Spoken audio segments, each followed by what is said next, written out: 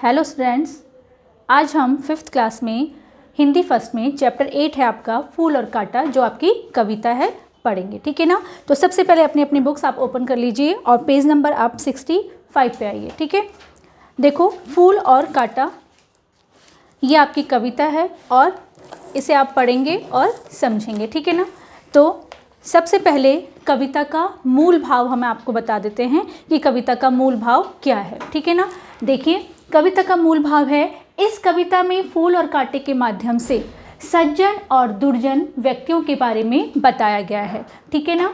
इसमें फूल को सज्जन और कांटे को दुर्जन जैसा बताया गया है। ठीक है ना। दोनों में ही क्या है, अंतर स्पष्ट किया गया है कि सज्जन कैसे होते हैं और दुर्जन कैसे होते हैं, उनका व्यवहार कैसा होता है। अपने इन्हीं गुणों के कारण सज्जनों को सभी लोग चाहते हैं। ठीक है ना। जो सज्जन व्यक्ति होते हैं, जो उनके गुण होते हैं, उनके कारण हम उन्हें क्या करते हैं, पसंद करते हैं। जबकि दुर्जनों को कोई पसंद नहीं करता है। दुर्जन जो क्या हैं, जिनमें बहुत सारे क्या होती हैं, अवगुण भरे होते हैं। ठीक है ना। उनका जो क्या है व्यवहार होता है वो अच्छा नहीं होता है, उसके कारण हम लोग उन्हें पसंद नहीं करते हैं। तो इस पूरी कविता में आपको फूल और कांटे के माध्यम से इन दोनों में क्या बताया गया है, अंतर बताया गया है। देखिए अपनी बुक में पेज नंबर 66 में आपकी कविता शुरू होती है जन्म लेते जगह में एक ही पौधा उन्हें है पालता, रात में उन पर चमकता चांद भी एक सी ही चांदनी है डालता। यहाँ पर कवि हमें इसका अर्थ समझाते हुए बोल रहे हैं कि क्या है, कवि कहते हैं फूल और कांटा एक ही जगह जन्म लेते हैं। ठीक है ना। एक ही पौधा उन्हें क्या करता है, जन्म देता है। एक ही पेड़ में फूल भी खिलता है और कांटे भी उगते हैं। रात में उन पर चमकता चांद भी, रात में क्या है, जब रात होती है तो उन पर क्या है, किन पर, फूल और कांटे पर क्या है, जो चांद की जो चांदनी होती है वो एक समान ही पड़ती है। ठीक है ना। यानी प्रकृति जो अपने गुण दे रही है वो दोनों को समान ही दे रही है। मेह उन पर है बरसता एक सा। ठीक है, एक सी उन पर हवाएं हैं वहीं। मेह यानी बारिश का जो पानी है वो भी क्या है, फूल और कांटे पर एक समान ही बरसता है। ठीक है ना। जब बारिश होती है जो पानी है वो सब जगह एक समान ही बरसता है, कहीं पर अधिक और कहीं पर कम, तो ऐसा तो नहीं होता है ना।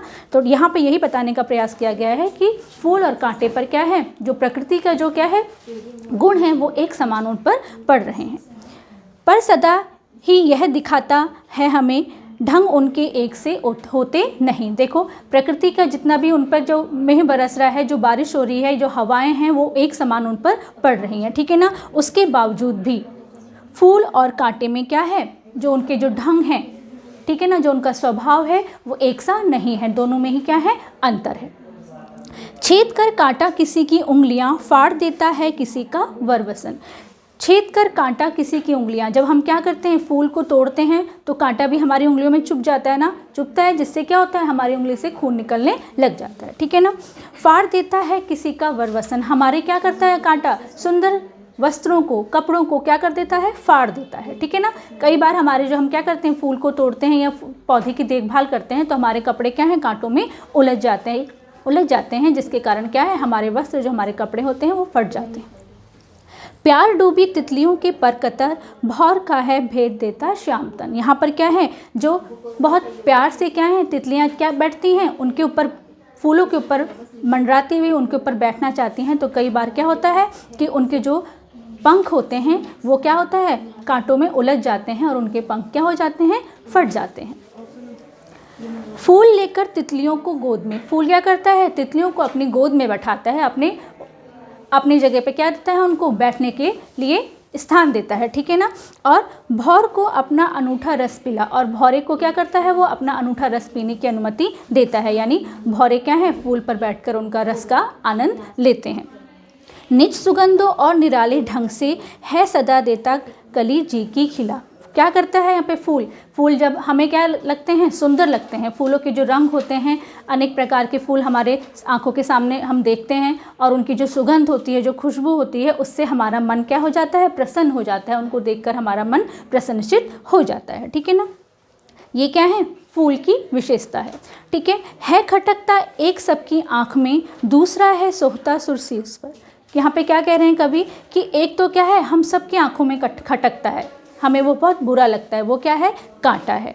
दूसरा क्या है, जो हमारे सिर की, हमारे जो क्या है, हमारे बालों की क्या कर रहा है, शोभा को बढ़ा रहा है, वो क्या है, फूल है। ठीक है ना। हम क्या कर रहे हैं, देवता के चरणों पर भी हम क्या कर रहे हैं, फूलों को चढ़ा रहे हैं, उनको अर्पित कर रहे हैं। यहाँ पर हम कांटे तो नहीं चढ़ाते, फूलों को ही चढ़ाते हैं ना। पूजा के लिए, हम अपने सजावट के लिए, श्रृंगार के लिए भी हम क्या कर रहे हैं, फूलों का प्रयोग कर रहे हैं। किस तरह कुल की बड़ाई काम दे, जो किसी में हो बड़प्पन की कस। यहाँ पर क्या कह रहे हैं कवि कि दोनों में ही क्या हो रहा है, उनके स्वभाव में अंतर के कारण यहाँ पर सज्जन व्यक्ति अपने गुणों के द्वारा क्या कर रहा है, अपने कुल और अपने परिवार का यश को क्या कर रहा है, बढ़ा रहा है। ठीक है ना। और दुर्जन व्यक्ति जिनमें क्या है, अनेक प्रकार के अवगुण हैं, वो क्या कर रहे हैं, अपने परिवार की यश और कीर्ति को भी क्या कर रहे हैं, घटा रहे हैं। ठीक है ना। इस प्रकार यहाँ पर फूल और कांटे के माध्यम से सज्जन और दुर्जन व्यक्ति के स्वभाव में क्या अंतर है, वो आपके सामने स्पष्ट किया गया है। तो बच्चों, आपको ये कविता समझ में आई होगी। एक बार आप अपने बुक में इसको एक बार अच्छे से पढ़ लेना, तो ठीक है ना। और जो उसका आपके पास क्वेश्चन आंसर है वो PDF में आपके पास आ जाएंगे, जो आपको अपनी फेयर नोटबुक में करने हैं। Thank you.